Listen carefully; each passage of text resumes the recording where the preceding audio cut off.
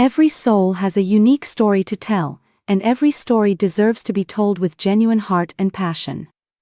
Connect with the deep emotions that truly matter in this journey through life's highs and lows.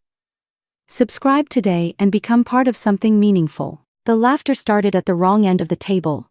I heard it before I understood it, that particular kind of laughter that spreads through a room like smoke, where people aren't sure what they're laughing at but they laugh anyway because someone confident started it. My husband was that someone. He always was. "Claire doesn't really have opinions on these things," he said, leaning back in his chair with the ease of a man who had never once questioned whether he belonged in a room. "She's supportive. That's her thing." The table went quiet for exactly 1 second before a few people chuckled politely. His colleague, the one in the emerald dress who had been touching his arm all evening, smiled into her champagne glass. I sat 3 seats away from my own husband at his company's annual gala, and felt the floor tilt slightly beneath me. I picked up my water glass. I took a sip. I set it back down. Nobody looked at me to see my reaction. That, I think, was the worst part. Let me tell you something about Daniel that took me 11 years to understand. He didn't become this person. He always was this person. I just spent a decade mistaking his confidence for kindness and his ambition for love. We met when I was 26 and he was 30. I was finishing my nursing degree. He was 2 years into a marketing job that he hated, talking constantly about going back for his MBA. He had this way of describing his future, our future, that made you feel like you were already living it. Like it was just a matter of time before everything clicked into place. I believed him. More than that, I built my schedule around his belief in himself. When he enrolled in the MBA program, I picked up extra shifts at the hospital to cover the gap in income. When he had study groups that ran until midnight, I kept his dinner warm without being asked. When he stressed about presentations, I sat across from him at the kitchen table while he practiced, nodding at the right moments, asking the questions his professors might ask. "You're my person," he used to say. "You keep me grounded." I thought that was a compliment. By the time he graduated, I had worked enough overtime hours to put a down payment on a small house. We bought one together instead, in his name and mine, but the monthly payment came from a number I had calculated around my schedule, not his. His career took off. Mine stayed steady, good, meaningful work that I loved, but the kind of work that nobody at a corporate gala asks you about after the first polite minute. I was a nurse. I dealt with real emergencies. But in the world Daniel was climbing into, that translated to, "She works with her hands, she's not one of us." I didn't notice when he stopped asking about my patients. I didn't notice when he stopped asking about much at all. You stop noticing the silence when it comes gradually enough. The gala was held on the 42nd floor of a building downtown. The kind of venue where everything is glass and the city spreads out below you like something you own.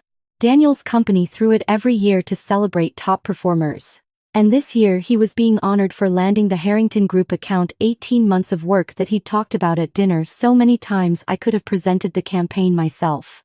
I wore a navy dress I'd bought 3 weeks before and had hemmed myself because the alteration shop had a 2-week wait and I hadn't planned far enough ahead. I looked fine. I knew I looked fine. I just didn't look like the women Daniel worked with, who wore things that appeared effortless and cost as much as my car payment. We arrived together but separated almost immediately. He had people to talk to, hands to shake, the invisible labor of being recognized. I understood that. I got myself a glass of sparkling water and found a spot near the window where the view gave me something to look at. His colleague found him within minutes. Her name was Simone. I knew the name because it had come up enough times in passing that I'd started logging it somewhere in the back of my mind, the way you log a sound that isn't quite alarming but isn't quite right either. Simone thought the new tagline was sharp. Simone stayed late to recut the presentation. Simone has the best instincts on the team. She was tall, assured, the kind of person who occupied space without apology. I didn't hate her for any of that. What I noticed was simpler and more specific. When Daniel talked to her, he leaned forward. When he talked to me, he leaned back. I watched them for a while from my spot by the window. I told myself I was being paranoid. I told myself a lot of things that year. Dinner was assigned seating and I ended up 3 chairs away from my husband, separated by two colleagues whose names I didn't catch and one senior VP who asked what I did, nodded when I told him, and turned back to the person on his other side. That was where I was when Daniel made his comment about me not having opinions. The context, if you want it. Someone at the table had asked whether anyone had thoughts on the city's new public transit proposal. It was small talk, the filler kind, and I had just opened my mouth to say that actually, I thought the routing changes would have real consequences for night shift workers. I had opinions about this. I had specific opinions. I had colleagues who took 2 buses to get home at 3 in the morning when Daniel spoke over me. Claire doesn't really have opinions on these things. She's supportive. That's her thing. The emerald dress woman smiled into her champagne. I closed my mouth. I picked up my water glass. I took a sip. I set it back down. And I thought, very clearly and very quietly, that's the last time. Here's what I did not do. I did not make a scene. I did not cry in the bathroom. I did not pull Daniel aside and demand an explanation, which he would have given me with that particular patience of his that always managed to make me feel like the unreasonable one. What I did was finish my dinner. I spoke pleasantly to the people around me. When the awards portion of the evening started and Daniel's name was called and everyone applauded, I applauded too. I watched him walk to the front of the room and accept his plaque and thank his team. And I sat with the strange calm of someone who has just made a decision they know they won't reverse. On the way home, he talked about the evening the entire drive. Who had said what? How well the Harrington remarks had landed. Whether the venue had been better than last year's. He asked me once, at a red light, whether I'd had a good time. It was fine, I said. Good, he said, and kept talking. That night, after he fell asleep, I lay on my side of the bed and did something I had been putting off for almost a year. I opened the banking app on my phone and looked at our joint account. Then I looked at the separate savings account I had quietly opened 8 months earlier. I had been careful. Not secret in a dramatic way, but careful in the way you are when you've been watching yourself disappear slowly and you want to have something that's entirely yours when you finally stop pretending you're not. Every extra shift, every overtime hour, every month I'd skipped buying something I wanted but didn't need a portion of it had gone into that account. Not enough to be dramatic. Enough to be free. I looked at the number for a long time.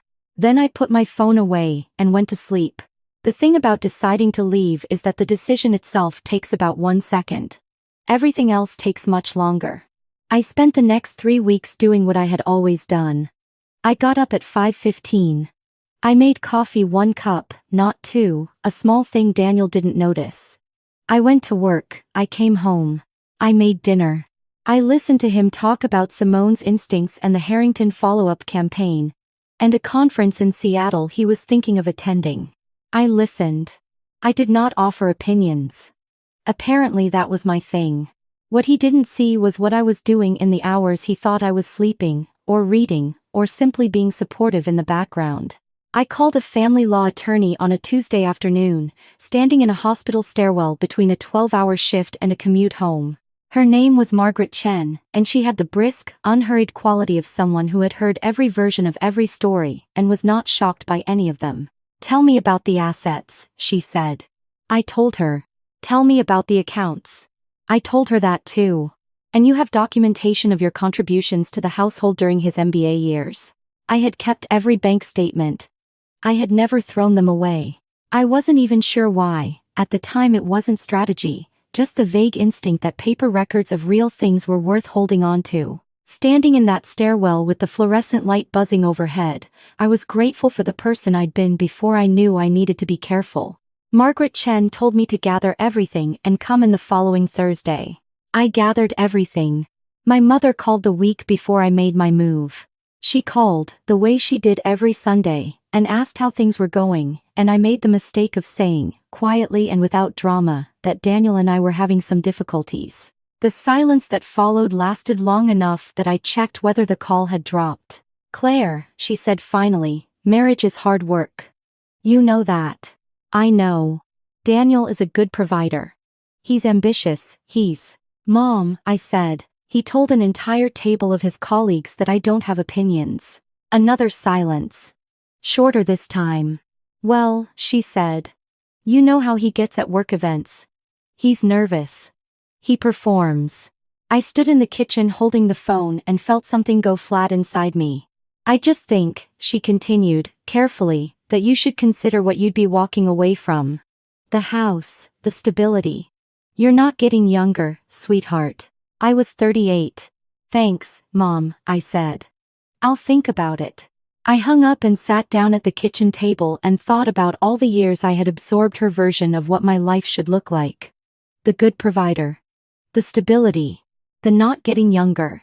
I thought about a transit proposal I'd been about to have an opinion on when my husband had smoothly, publicly, and without any visible remorse, erased me. I thought about 1 cup of coffee instead of 2. For the past 3 weeks. And how he still hadn't noticed. Then I opened my laptop and emailed Margaret Chen to confirm our Thursday appointment. I want to talk about the financial piece specifically, because I know it's the part that matters most practically, and I know it's the part that kept me in that house for longer than I should have stayed. When you've built your financial life around someone else's career, when your overtime hours paid for his degree, when your credit history backed the mortgage, when your name is on accounts you funded but he managed, leaving is not as simple as walking out the door. You can walk out the door. But if you do it without a plan, you walk out into nothing. I had a plan. The savings account was the foundation. Margaret Chen was the structure. The documentation, every bank statement, every tax return, every receipt I'd kept in a folder in the back of my home office closet was the evidence. What I hadn't expected was the part where I had to keep living my life perfectly normally while the plan was in motion. I got up at 5:15. I made 1 cup of coffee. I went to work. I came home. I made dinner. I stopped ironing his shirts. He didn't say anything about it for 5 days, then mentioned it once with a slight edge in his voice, and I said I'd been busy and I'd get to it. He ironed them himself. I noted the date in the small notebook I'd started keeping. A week before I left, he told me over dinner that Simone had been promoted to senior creative director. That's great, I said. She seems talented. He looked at me, then actually looked at me, the way he hadn't in a long time. Like he was trying to decide whether I was being sarcastic. I wasn't. I genuinely did not care about Simone's promotion. Simone was not my problem. Daniel was my problem. And he was almost not my problem anymore. She's been incredible on the Harrington account, he said, watching me. I'm sure she has, I said. I cleared the table. I washed the dishes. I went to bed. The morning I left, I got up at 5:15 as usual. I made 1 cup of coffee.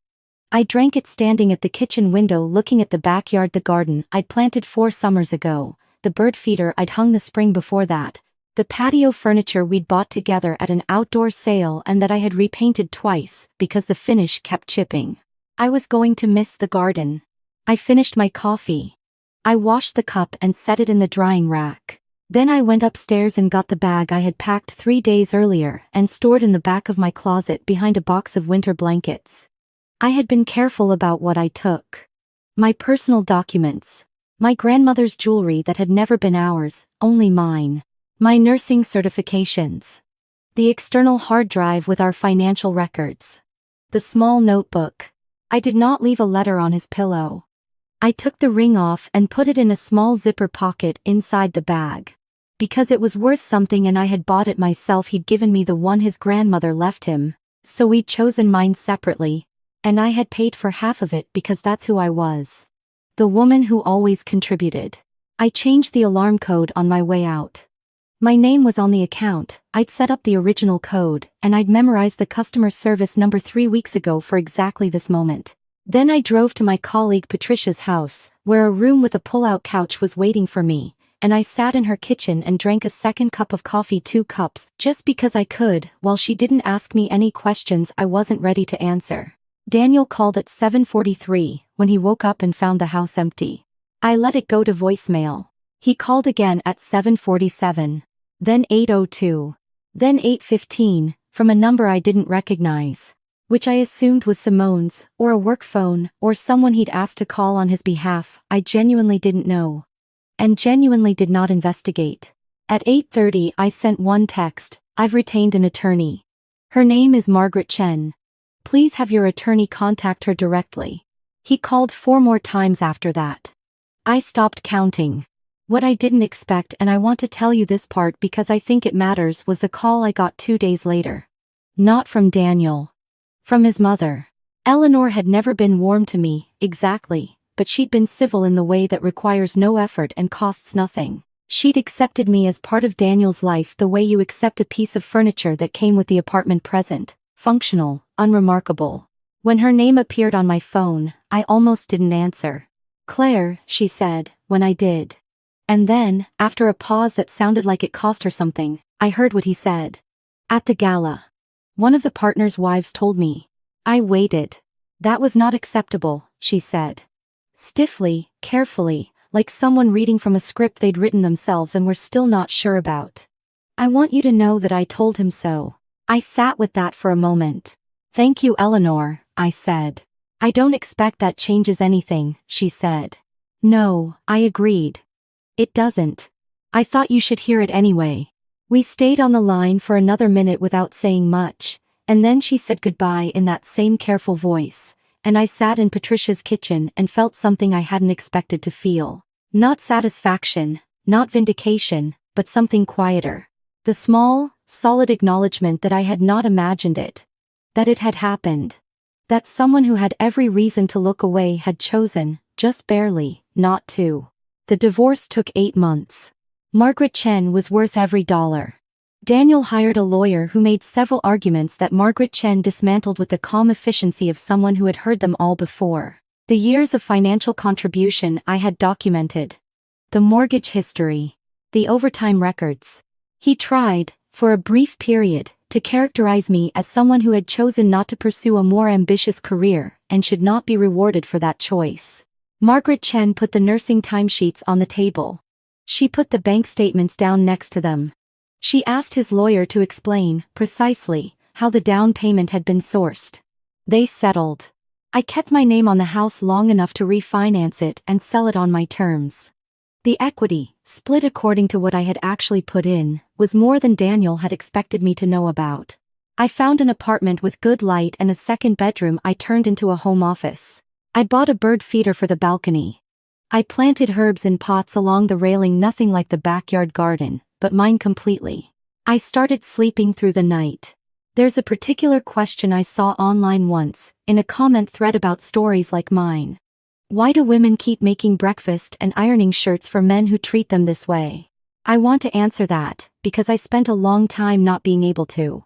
Here is the truth, at least mine.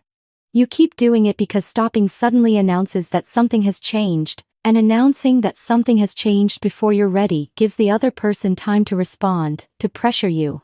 To make you feel crazy for feeling what you feel. You keep doing it because the routine is armor. The normalcy is a cover. And you keep doing it because leaving without a plan means leaving into nothing. And nothing is terrifying when you've built your entire financial life inside someone else's name. The woman who kept making 1 cup of coffee instead of 2 for 3 weeks was not a woman without a spine. She was a woman who had found hers, and was using it quietly, precisely, and with documentation. The night shift workers who took 2 buses home at 3 in the morning deserved better transit routing. I had opinions about that. I had opinions about a lot of things. I still do. My husband just doesn't get to decide which room I'm allowed to voice them in anymore. It has been almost 2 years since the gala. I am still a nurse. I still love it. I work with a team that asks me what I think and then actually listens, which turns out to be the baseline I should have required from my marriage a long time ago. I went to a work event last spring, a hospital fundraiser, not a corporate gala. No emerald dresses or floor-to-ceiling windows. And someone at my table asked whether anyone had thoughts on the city's updated healthcare staffing proposal. I opened my mouth. I spoke. Nobody smoothed me over. Nobody smiled into their glass. 2 people took notes. One asked a follow-up question that led to a 20-minute conversation that I drove home thinking about, still working through the details. Still engaged with the problem, still entirely myself. I have always had opinions. I just needed a table that was willing to hear them.